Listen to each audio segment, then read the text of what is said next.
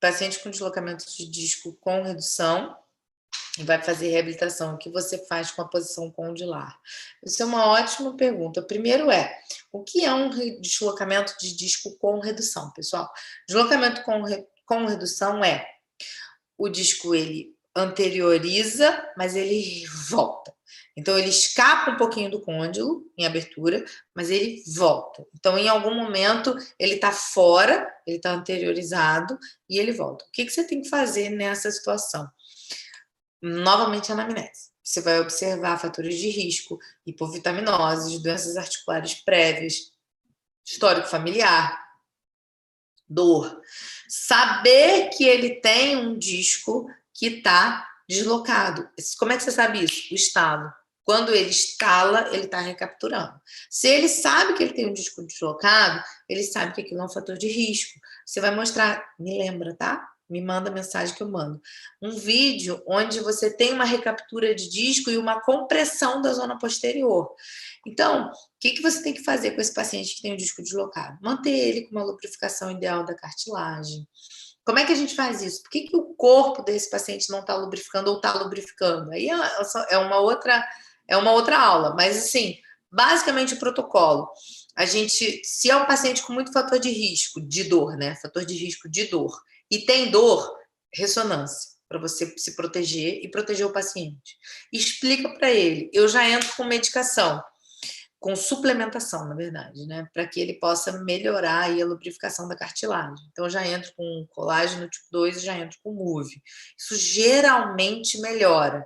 Agora, Andréia, você faz placa de recaptura de disco quando ele não está recapturando? Já fizemos algumas. 90, 95, sei lá, por cento dos casos, quase todos os casos voltam a deslocar. Então, o que é interessante você saber da posição condilar quando o paciente está fazendo estalo ou quando está deslocando? Primeiro, certificar que os tecidos de suporte não estão inflamados naquele momento do registro.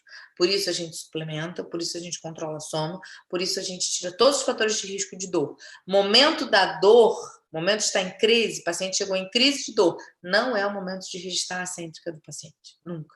Porque os tecidos estão inflamados, ele pode estar tendo algum movimento mandibular para que a mandíbula saia da posição, tenha um contato excessivo, então você vai fazer uma boa anamnese, uma boa preparação dos tecidos do suporte, às vezes usar um front platô, nosso antigo e velho front platô, vai ajudar muito para que você mantenha o máximo possível dessa desoclusão posterior.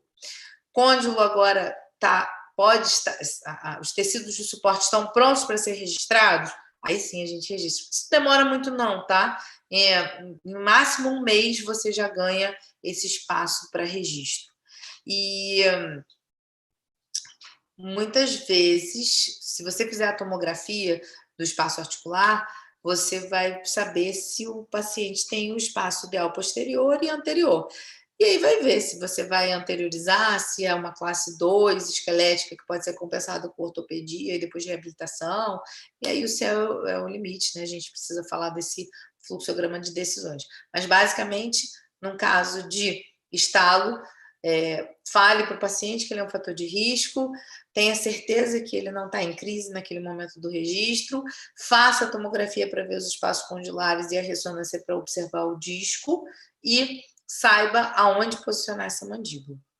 Se é um pouquinho mais avançado da protrusiva dele ou se é no ponto mais posterior. Dificilmente, tá, gente? Hoje eu faço no ponto mais posterior, porque geralmente você está comprimindo a zona retrodiscal.